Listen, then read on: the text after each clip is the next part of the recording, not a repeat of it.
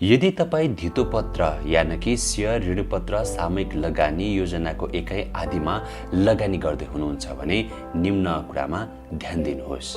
धितोपत्रको मूल्यमा समय समयमा उतार चढाव आउन सक्ने भएकाले धितोपत्रमा लगानी गर्दा मूल्य उतार चढाव सम्बन्धी उपयुक्त सूचनाले संयमित तथा विवेकशील भएर मात्र लगानीको निर्णय लिनुहोस्। धितोपत्रमा गरिने लगानीमा प्रतिफल र जोखिम दुवै हुने हुँदा हल्ला, अनावश्यक प्रचार प्रसार वा कसैको बहकाउमा नलागी बजार तथा कम्पनीको वास्तविक वस्तुस्थिति बुझेर आफ्नो स्वविवेकमा नै लगानी सम्बन्धी निर्णय लिनुहोस्। साथै कम्पनीको जोखिम वहन गर्न सक्ने क्षमताको मूल्याङ्कन समेत गर्नुहोस्। धितोपत्रको प्राथमिक बजारमा निष्कासन गरिने धितोपत्रमा लगानी गर्नु अघि धितोपत्र निष्कासनकर्ता कम्पनीको आह्वान पत्र र विवरण पत्र मार्फत प्रभावित जानकारीहरू मुख्यतया कम्पनीको संस्थापक तथा व्यवस्थापन पक्ष, वित्तीय स्थिति, लगानी योजना, जोखिम पक्ष, क्रेडिट रेटिङको स्तर जस्ता कुराको विश्लेषण गर्नुहोस्। नेपाल धितोपत्रमा दर्ता भएको वा नेपाल स्टक एक्सचेन्ज नेप्सेमा सूचीकृत धितोपत्रमा मात्र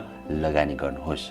धितोपत्रको दोस्रो बजारमा लगानी गर्दा सम्बन्धित कम्पनीको कार्य सम्पादन स्थिति, धितोपत्रको मूल्यमा प्रभाव पार्न सक्ने संवेदनशील सूचना जस्तै लाभांश घोषणा, हक सेयरको घोषणा, व्यवस्थापनमा परिवर्तन, भावी योजनाहरू, कम्पनीको आवधिक र वार्षिक प्रतिवेदनमा उल्लेखित वित्तीय सूचाङ्कहरू, पुँजीकोष अनुपात, निष्क्रिय कर्जा अनुपात, धितोपत्रको मूल्य प्रवृत्ति, कम्पनीको साधारण सभाको निर्णय जस्ता महत्त्वपूर्ण कुराको अध्ययन गर्नुहोस्।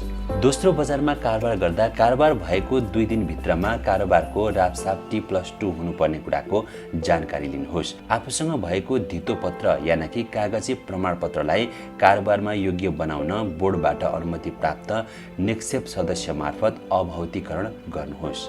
प्राथमिक बजारमा लगानी गर्न निक्षेप सदस्यकोमा हितग्राही खाता खोली आफ्नो ब्याङ्क खाता रहेको ब्याङ्कबाट आस्पा वा आस्पा रजिस्ट्रेसन नम्बरले अनलाइनबाट सहज रूपमा लगानी गर्नुहोस्।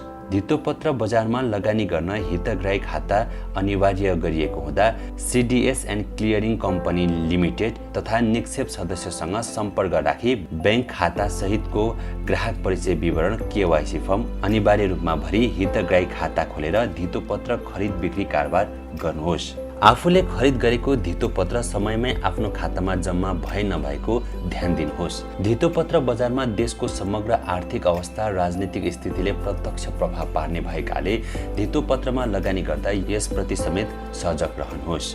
धितोपत्रको दोस्रो बजारबाट कारोबार गर्दा सधैँ नेप्सेको विद्युतीय कारोबार प्रणाली वा बोर्डबाट अनुमति प्राप्त धितोपत्र दलाल तथा तिनको शाखा कार्यालयबाट मात्र गर्नुहोस्। धितोपत्र कारोबारमा लगानीको लेनदेन गर्दा ब्याङ्क तथा वित्तीय संस्था मार्फत मात्र गर्नुहोस्।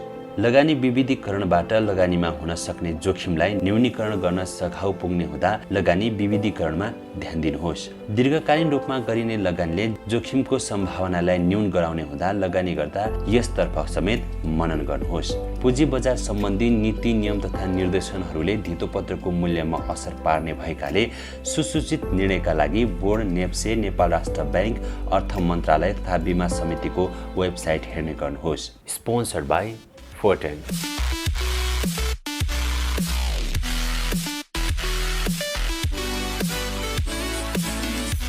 Banking partner. मध्ये सबैभन्दा बेस्ट NIC एसियाको बचत खाता, यो हो सर्वश्रेष्ठ, यो हो सर्वश्रेष्ठ। Sponsored by Marina Inplex. Designing your dreams since 1983. Marina Impex. Supported by O2 Studio. उत्कृष्ट रेकर्डिङको लागि O2 स्टुडियो, कपुधारा, काठमाडौँ। सम्पर्क 98 62 25 58। Educational partner, Emperor Education Network.